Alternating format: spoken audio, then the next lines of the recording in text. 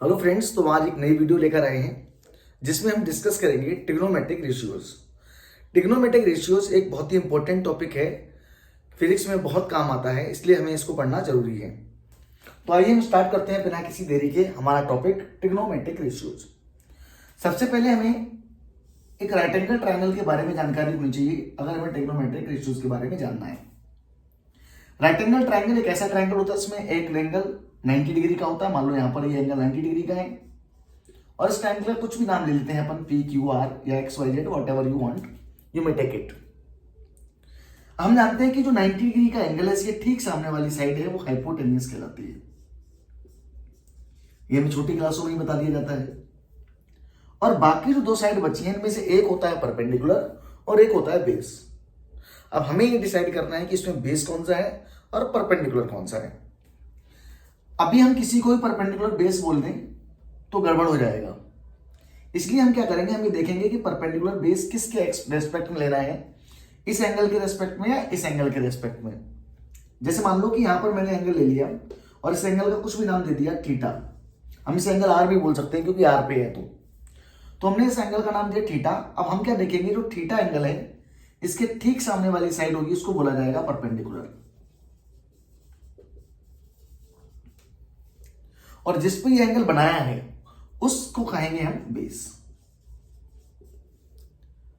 अगर मान लो थीटा यहां लेते तो परपेंडिकुलर कौन सा होता है, आर क्यू, और बेस क्या हो जाता पी क्यू।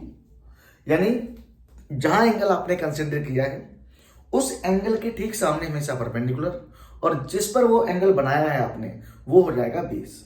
अगर हम पी पर एंगल बनाएंगे तो पी हो जाएगा, पी के जो ठीक सामने हमारी साइड है वो हो जाएगी परपेंडिकुलर और ये हो जाएगा बेस।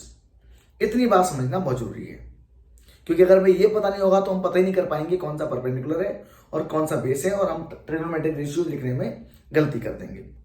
क्योंकि ट्रिग्नोमेट्रिक क्या है, ट्रिग्नोमेट्रिक रेशियोज जो है वो परपेंडिकुलर, हाइपोटेन्यूज, बेस, ये जो तीनों साइड हैं इनके बीच में रिलेशंस है।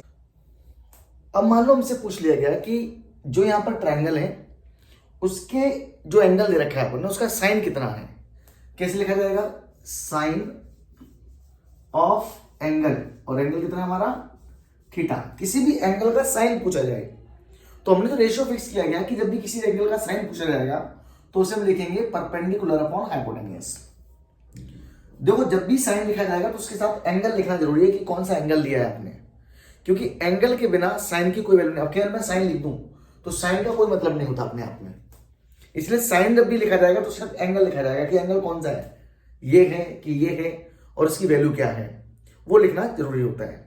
तो केवल साइन का कोई मतलब नहीं होता, जब भी लिखा जाएगा तो साइन ऑफ एंगल, जो भी एंगल है आपको उसका नाम लिखा जाएगा। अब इसको अपन शॉर्ट में कैसे लिखते हैं, साइन थीटा। मैंने साइन ले लिया और थीटा लिख दिया तो मैंने उसको बोला साइन थीटा, और इसको मैंने क्या लिखा, पी अपॉन एच। ये जो रेशियो मिला हमें पी और एच के बीच में, परपेंडिकुलर और हाइपोटेन्यूज के बीच में, इसे हमने कहा साइन थीटा या sine of angle of theta. ऐसे हमने कुछ और रिलेशन लिखी। एक हमने लिखा कॉस थीटा। कॉस थीटा का रिलेशन होता है वो होता है बेस और हाइपोटेन्यूज के बीच में। इसके बाद जो हमने तीसरा रिलेशन लिखा वो लिखा टेन के बीच में, उसको नाम दिया tan theta, sorry tan theta नाम दिया, और टेन थीटा को लिखा गया perpendicular upon base, perpendicular upon base.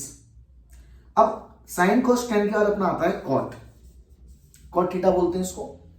इसको लिखा जाता है बेटा बेस अपॉन परपेंडिकुलर, जो कि टेन का उल्टा है। ऐसे ही जो टेन का उल्टा कॉट हो गया तो उस कॉस का उल्टा भी लिखेंगे अपन, उसको बोलते हैं सेक थीटा, और सेक थीटा होता है हमारा कॉस का उल्टा यानी एच बाई बी। और लास्ट बच गया हमारा साइन थीटा था यानी कोसेक थीटा, ये होता है साइन का उल्टा, इसको बोलते हैं हम एच बाई बी। आपको दिखेगा कि 1 2 3 और ये 1 2 3 ये शुरू के तीन वालों के उल्टे हैं। अब आपको याद कैसे रखना है, आपको 3 3 के पेयर में रट लेना है इसको। देखो कुछ चीजें होती है रटनी ही जरूरी होती है, तो अपन कैसे लिखेंगे, sine cos tan cot sec cosec, sine cos tan cot sec cosec.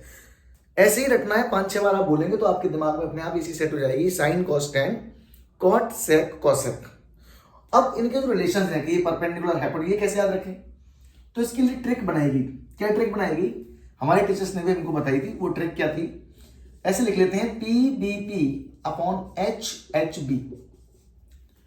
तो हमारे टीचर ने बताया था इसको पढ़ते हैं पंडित बद्री प्रसाद हर हर बोले। पंडित बद्री प्रसाद हर हर बोले।